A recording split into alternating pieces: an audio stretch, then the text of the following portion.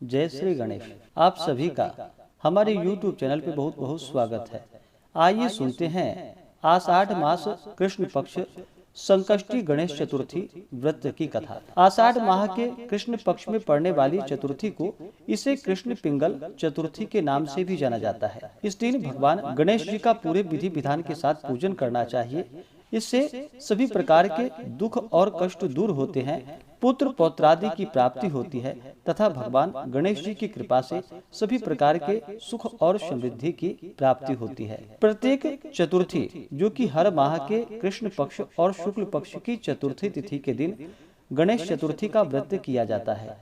कृष्ण पक्ष में पड़ने वाली चतुर्थी को संकष्टी चतुर्थी और शुक्ल पक्ष में पड़ने वाली चतुर्थी को विनायक चतुर्थी के नाम से जाना जाता है और इस दिन भगवान गणेश जी का पूजन किया जाता है।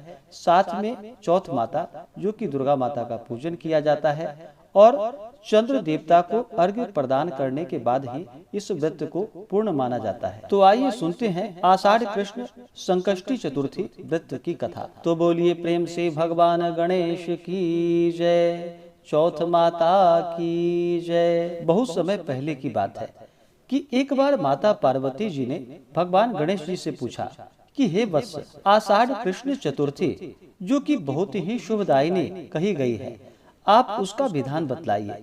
इस मास के गणेश जी का क्या नाम है और उनकी पूजा किस प्रकार करनी चाहिए। गणेश जी ने उत्तर दिया कि हे माता, पूर्व काल में इसी प्रश्न को युधिष्ठिर ने पूछा था और उन्हें भगवान श्री कृष्ण ने जो उत्तर दिया था मैं उसको बतलाता हूँ, आप सुनिए।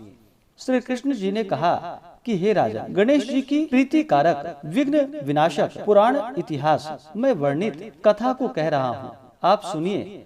हे कुंती पुत्र, आषाढ़ कृष्ण चतुर्थी के गणेश जी का नाम लंबोदर है। उनका पूजन पूर्व वर्णित विधि से करे।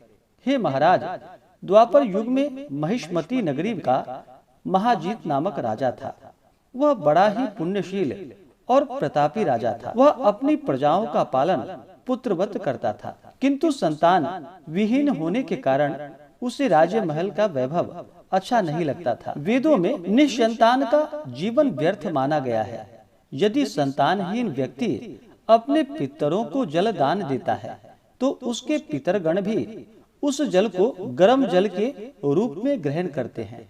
इसी उहा पोह में राजा का बहुत समय व्यतीत हो गया। उन्होंने पुत्र प्राप्ति के लिए बहुत से दान, यज्ञ और कई धर्म कर्म के कार्य किए, फिर भी राजा को पुत्रोत्पत्ति न हुई। जवानी ढल गई और बुढ़ापा आ गया, किंतु वंश वृद्धि न हुई। तदंतर राजा ने विद्वान ब्राह्मणों को और प्रजाजनों से इस संदर्भ में परामर्श लिया। राजा ने कहा कि हे ब्राह्मणों तथा प्रजाजनों, हम तो संतानहीन हो गए, अब मेरी क्या गति होगी। मैंने जीवन में तो किंचित भी पाप कर्म नहीं किया। मैंने कभी अत्याचार द्वारा धन संग्रह भी नहीं किया। मैंने तो सदैव प्रजाओं को पुत्रवत इनका पालन किया तथा धर्माचरण द्वारा पृथ्वी का शासन किया। मैंने चोर डाकुओं को दंडित किया, इष्ट मित्र के भोजन की व्यवस्था की, गौ ब्राह्मणों का हित चिंतन करते हुए शिष्ट पुरुषों का आदर सत्कार किया। इस प्रकार मैं पृथ्वी का पालन कर रहा हूँ, अपनी प्रजाओं का धर्म पूर्वक रक्षण किया। फिर भी हे द्विज सत्तमो, मुझे अब तक पुत्र न होने का क्या कारण है। विद्वान ब्राह्मणों ने कहा कि हे महाराज, हम लोग वैसे ही प्रयत्न करेंगे जिससे आपके वंश की वृद्धि हो। इस प्रकार कहकर सब लोग युक्ति सोचने लगे। सारी प्रजाएं राजा के मनोरथ की सिद्धि के लिए ब्राह्मणों के साथ वन में चली गए। वन में जाकर वे लोग शीघ्रता से इधर उधर परिभ्रमण करने लगे। उन लोगों को उसी समय एक श्रेष्ठ मुनि के दर्शन हुए। वे मुनिराज निराहार रहकर तपस्या में लीन थे। ब्रह्मा जी के समान वे आत्मजीत, क्रोधजीत तथा सनातन पुरुष थे। संपूर्ण वेद विशारद, दीर्घायु, अनंत एवं अनेक ब्रह्म ज्ञान संपन्न वे महात्मा थे। उनका निर्मल नाम लोमस ऋषि था। प्रत्येक कल्पांत में उनके एक एक रोम पतित होते थे, इसीलिए इनका नाम लोमस ऋषि पड़ा।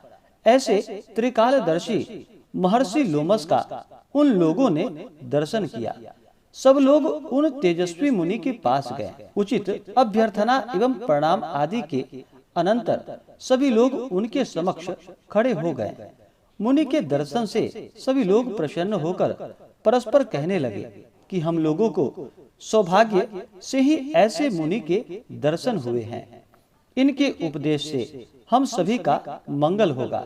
ऐसा निश्चय कर मुनिराज से जनता कहने लगी कि हे ब्रह्मर्षि, हम लोगों के दुख का कारण सुनिए। अपने संदेह के निवारणार्थ हम लोग आपके शरणागत हुए हैं। हे भगवान, आप कोई ऐसा उपाय बतलाइए। हे स्वामी, आप जैसा महात्मा हो पाकर हम लोग किसी अन्य व्यक्ति से क्या कहें। आप ब्राह्मण एवं ऋषियों में श्रेष्ठ हैं। आपसे बढ़कर कोई दूसरा पुरुष मुझे दिखाई नहीं देता। महर्षि लोमस जी ने पूछा कि सज्जनों, आप लोग यहाँ किस अभिप्राय से आए हैं? मुझसे आपका क्या प्रयोजन है? स्पष्ट रूप से कहिए, मैं आपके सभी संदेहों का निवारण करूंगा। हम आपके कल्याण की भावना रखते हैं। तपस्वियों की तपस्या केवल परोपकार के लिए ही होती है। प्रजाजनों ने उत्तर दिया कि हे द्विज श्रेष्ठ, हम लोग जिस महान कार्य की सिद्धि के लिए आए हैं उसे सुनिए। हम लोग महिष्मती नगरी के निवासी हैं। हमारे राजा का नाम महिजीत है। वह राजा ब्राह्मणों का रक्षक, धर्मात्मा, दानवीर, शूरवीर एवं मधुरभाषी है। उस राजा ने हम लोगों का पालन पोषण किया है, परंतु ऐसे राजा को आज तक संतान की प्राप्ति नहीं हुई। हे भगवान, माता पिता तो केवल जन्मदाता ही होते हैं, किंतु राजा ही वास्तव में पोषक एवं संवर्धक होता है। उसी राजा के निमित्त हम लोग ऐसे गहन वन में आए हैं। हे महर्षि, आप कोई ऐसी युक्ति बतलाइए जिससे राजा को संतान की प्राप्ति हो, क्योंकि ऐसे गुणवान राजा को कोई पुत्र न हो, ये बड़े दुर्भाग्य की बात है। हम लोग परस्पर विचार विमर्श करके इस वन में आए हैं। उसके सौभाग्य से ही यहाँ हम लोगों ने आपका दर्शन का लाभ उठाया है। हे मुनीश्वर, किस व्रत, दान, पूजन आदि कर्म का अनुष्ठान करने से राजा को पुत्र होगा? आप कृपा करके हम सभी को बतलाइए। प्रजाओं की बात सुनकर महर्षि ध्यान मग्न हो राजा के उपकार के लिए कहने लगे। महर्षि लोमस जी ने कहा कि हे ब्राह्मणों, आप लोग ध्यान पूर्वक सुनिए। मैं संकट नाशन व्रत को बतला रहा हूँ। वह व्रत निसंतान को संतानदायक एवं निर्धनों को धनदाता देने वाली है। आषाढ़ कृष्ण चतुर्थी को एक दंत गजानन नामक गणेश जी की पूजा करे। पूर्वोक्त विधि से राजा व्रत करके श्रद्धा युक्त हो ब्राह्मण भोजन करावे और उन्हें वस्त्र दान करे। गणेश जी की कृपा से उन्हें अवश्य ही पुत्रोपलब्धि प्राप्ति होगी। महर्षि लोमस की यह बात सुनकर सभी लोग करबद्ध होकर उठकर खड़े हुए और नतमस्तक होकर दंडवत प्रणाम करके सभी लोग नगर में लौट गए।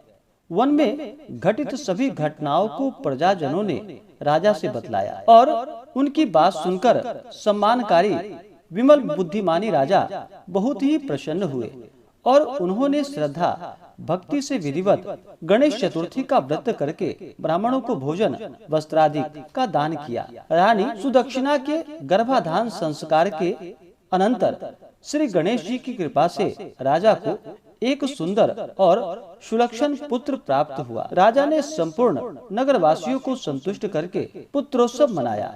राजा महिजीत ने ब्राह्मणों को धन रत्नादि देकर तृप्त किया। श्री कृष्ण जी कहते हैं कि हे राजा, इस व्रत का ऐसा ही प्रभाव है। जो व्यक्ति इस व्रत को श्रद्धा पूर्वक धारण करता है वह समस्त सांसारिक सुख के अधिकारी हो जाते हैं। श्री कृष्ण जी ने कहा कि हे महाराज, आप भी इस व्रत को विधि पूर्वक कीजिए। श्री गणेश जी की कृपा से आपकी सभी कामनाएं पूर्ण होंगी। आपके संपूर्ण शत्रुओं का विनाश होगा और आप अचल राज्य के अधिकारी बनेंगे। हे भूप शिरोमणि युधिष्ठिर, जो पुरुष इस व्रत को करते हैं वे चाहे एकांत से भी ऋषि हों अथवा विद्वान, उन्हें निर्विघ्न रूप से पुत्र पौत्रादि की प्राप्ति होती है। जो मनुष्य गणेश जी के चरित्र को सुनते हैं अथवा सुनाते हैं, उन्हें सब कार्यों में सिद्धि की प्राप्ति होती है। तो बोलिए प्रेम से भगवान गणेश की जय, चौथ माता की जय। तो आशा करता हूँ कि यह जानकारी आपको अच्छा लगा हो। ऐसे ही ज्ञानवर्धक जानकारियाँ प्राप्त करने के लिए हमारे इस चैनल पे अगर आप नए हैं तो चैनल को लाल बटन दबा करके सब्सक्राइब करें, साथ में बेल आइकन घंटी को दबाएं ताकि मेरे वीडियो का नोटिफिकेशन आपको समय से मिलता रहे।